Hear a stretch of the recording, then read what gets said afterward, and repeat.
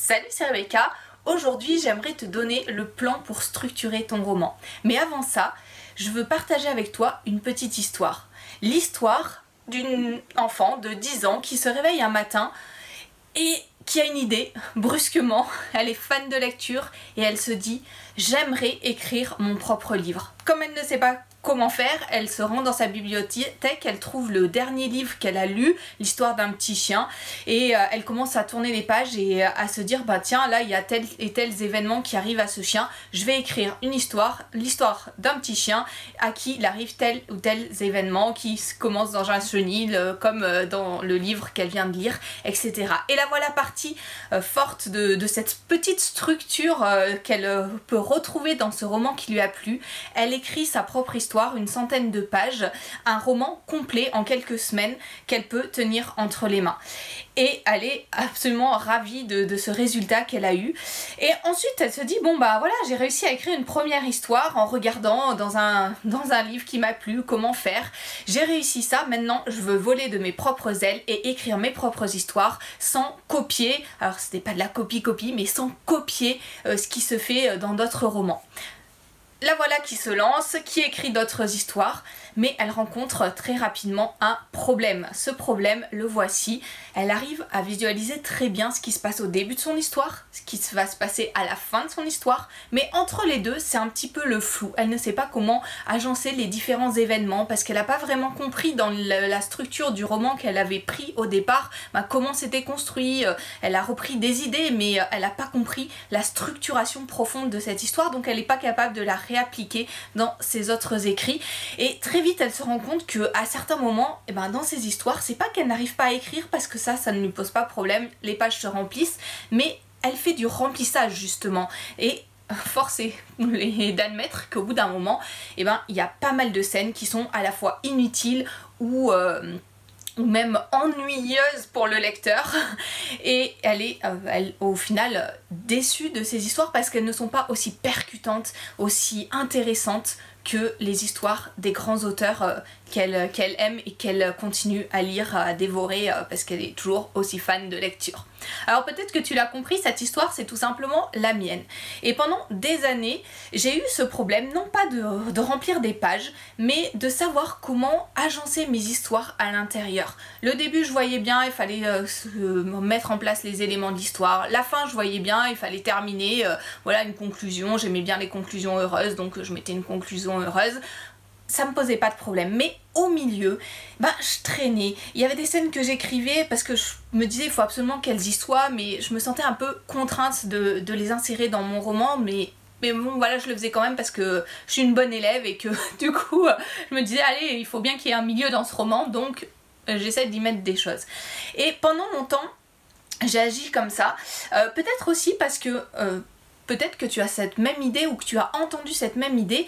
En France, on a beaucoup cette idée que écrire, c'est un don inné, ça s'apprend pas forcément, et que voilà, il faut attendre que l'inspiration nous vienne, et quand l'inspiration est là, on peut écrire, et puis si elle est pas là, voilà. Et du coup, j'ai perdu beaucoup de temps comme ça, avec cette pensée, sans me dire qu'en fait, écrire, ça s'apprend vraiment, qu'il y a des techniques qui existent, pas pour nous voler notre créativité, mais au contraire pour la sublimer. Et ça je te le dis souvent, les règles, les limites qui sont là pour sublimer notre créativité et faire ressortir ce qu'il y a de meilleur dans cette créativité, et nous donner aussi les clés pour transmettre cette créativité à nos lecteurs. Et ces règles-là sont vraiment essentielles pour construire son roman. Et quand j'ai commencé à me renseigner un petit peu plus en profondeur, alors c'était des années plus tard, mais à aller chercher sur des blogs en anglais notamment, parce qu'il y a beaucoup de ressources en anglais, parce que voilà, il y a des personnes qui ont compris bien avant nous qu'écrire ça s'apprend vraiment, et qui ont commencé à parler de ces techniques là. Et donc je suis allée récupérer des techniques, et quand j'ai compris quelle pouvait être la structure de base d'un roman, ça a révolutionné ma façon de voir les choses, ça a révolutionné mes romans, ils sont devenus beaucoup plus passionnants, beaucoup plus percutants, tout simplement parce que j'ai inséré dans ces romans des scènes clés qui me permettaient de dérouler mon histoire, qui me permettaient d'étoffer l'idée que j'avais au départ, et de la mener du départ jusqu'à son point final, tout en procurant des émotions au lecteur, en relançant l'attention du lecteur, parce que c'est des scènes qui sont vraiment utiles pour son roman. Et du coup, j'aimerais juste te décrire très brièvement aujourd'hui, on n'a pas le temps d'approfondir, mais tu verras, je vais te proposer d'approfondir en téléchargeant une de mes formations, mais te décrire brièvement quel est ce plan pour ton roman qui est nécessaire, parce que si tu veux faire du bon travail, si tu veux ne pas te perdre au milieu, si tu veux laisser de côté la page blanche, si tu veux laisser de côté ces scènes qui peuvent ennuyer ton lecteur, il faut absolument que tu suives ce plan de base. Et après, bien entendu, il y a plein de choses à savoir pour écrire des scènes percutantes, etc. Mais en tout cas, il faut avoir ce plan de base. Ton roman, c'est déjà 3 actes.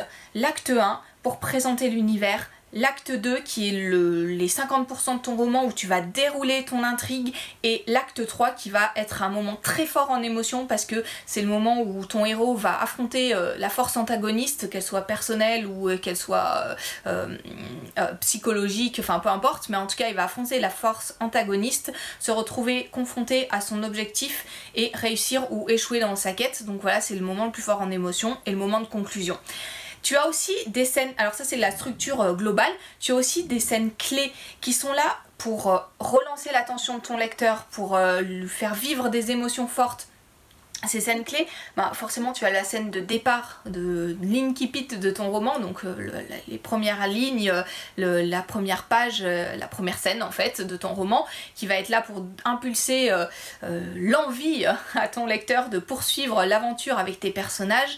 Tu as la scène de l'élément déclencheur, alors parfois ça se combine avec cet incipit, si tu commences in medias res, directement dans l'action, et puis avec directement à ce moment-là de ton histoire, mais en tout cas il faut une scène, alors en général elle est à la fin du premier acte, où tu as cet événement déclencheur qui vient bouleverser tout l'univers de ton héros et le projeter dans l'aventure. Ensuite tu as une scène très importante au milieu de ton acte 2 qui est là aussi pour relancer l'attention du lecteur, pour être un tournant dans l'histoire et amener ton héros plus loin. Tu as une scène à la fin, au début entre l'acte 2 et l'acte 3 qui est là pour affaiblir ton héros et du coup préparer aussi cet affrontement avec la force antagoniste, parce que si ton héros arrive trop fort devant cette force antagoniste, il n'y a plus de suspense pour ton lecteur. Il se dit bah voilà, le héros il a toutes les capacités de vaincre la force antagoniste, donc pas de souci, moi je peux lire tranquillement, enfin c'est pas intéressant pour le lecteur. Donc c'est une scène importante aussi entre l'acte 2 et l'acte 3, et puis bien entendu la scène du climax, où là on a l'affrontement, enfin là où les scènes d'ailleurs du climax, où on a l'affrontement entre le héros et la force antagoniste, et où tout va se jouer, où ton intrigue se joue. Donc ça fait 5 scènes vraiment fondamentales pour ton roman. Mais à côté de ça, il y a aussi des petites scènes entre, qui sont vraiment importantes, ce qu'on appelle des nœuds dramatiques mineurs. Alors on fait un peu de vocabulaire technique, mais c'est simplement des petites scènes qui vont être là pour aussi donner des indications à ton lecteur et amener l'intrigue plus loin, faire progresser l'intrigue. Alors je vais pas toutes te les donner, mais par exemple il y en a une au milieu de l'acte 1 que tu peux insérer, qui va être là pour mettre un tournant dans l'histoire et préparer la venue de l'élément déclencheur qui se trouve à la fin de l'acte 1. Donc voilà, c'est simplement pour te donner une idée. Quand tu connais ces différentes scènes, déjà tu as une structure de base de ton roman. Ça veut pas dire que tu vas passer des heures, si tu es pas fan de préparer chacune des scènes de ton roman avant de l'écrire, parce que tu as peur de perdre ta créativité, ou enfin il y a tout un tas de raisons qui fait que tu peux ne pas avoir envie de préparer scène par scène. En tout cas, si tu as cette structure de base, ça va te permettre d'avoir un fil rouge qui va te mener du début de ton intrigue jusqu'au point final. Tu vas pas te perdre en cours de route, et plus important peut-être encore, tu vas pas perdre non plus ton lecteur. Même au contraire, tu vas lui donner des émotions et lui apporter ce qu'il recherche dans ton roman. Donc c'est vraiment fondamental pour toi. J'ai passé en revue vraiment d'une façon très rapide ces différentes scènes. Mais il faut approfondir chacune d'elles, voir quel rôle elle a dans ton roman, voir comment tu peux la mettre en scène pour que ce soit percutant pour ton lecteur. Et tout ça, je t'invite à le faire si tu as besoin d'aller plus loin. Et vraiment, c'est quelque chose, moi, je te dis, révolutionné ma façon de penser et de vivre mon travail d'écriture. Je t'explique tout dans la formation de la semaine et je te la propose, tu peux cliquer sur le lien en bas de cette vidéo. Donc c'est le plan complet pour structurer ton roman. C'est vraiment une formation où je te donne tous ces éléments importants, toutes ces scènes clés pour ton roman. En quelques heures, tu peux avoir structuré ton roman complet, ton histoire complète et avoir vraiment les bases nécessaires pour commencer à écrire en ayant l'assurance de savoir que tu vas aller au bout, en ayant l'assurance aussi de savoir que tu fais du bon travail. Ça, c'est quelque chose qui... Vraiment, ça m'a plu aussi de savoir ça, de constater que ces scènes-là, ça me donnait vraiment la certitude que peut-être mon roman n'allait pas être apprécié par tout le monde parce que on peut pas plaire à tout le monde, mais en tout cas que c'était du bon travail parce que je savais où j'allais et je savais développer une intrigue, je savais développer l'histoire d'un personnage et ça c'est aussi quelque chose qui peut vraiment... t'aider à aller plus loin dans ta pratique de l'écriture, à gagner en confiance en toi, à te donner la motivation nécessaire pour écrire ton livre jusqu'au bout et voilà cette assurance que tu pourras plaire à tes lecteurs. Donc tu peux télécharger la formation, toutes les informations se trouvent si tu cliques sur ce lien. C'est une formation audio, elle est accompagnée de bonus, enfin tu vas voir, tout est expliqué sur la page. Je t'explique aussi en détail ce qu'il y a à l'intérieur des différents modules de cette formation.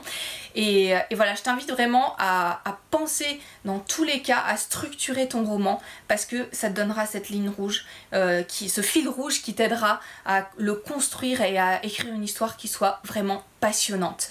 Tu peux encore télécharger ma formation gratuite sur les scènes.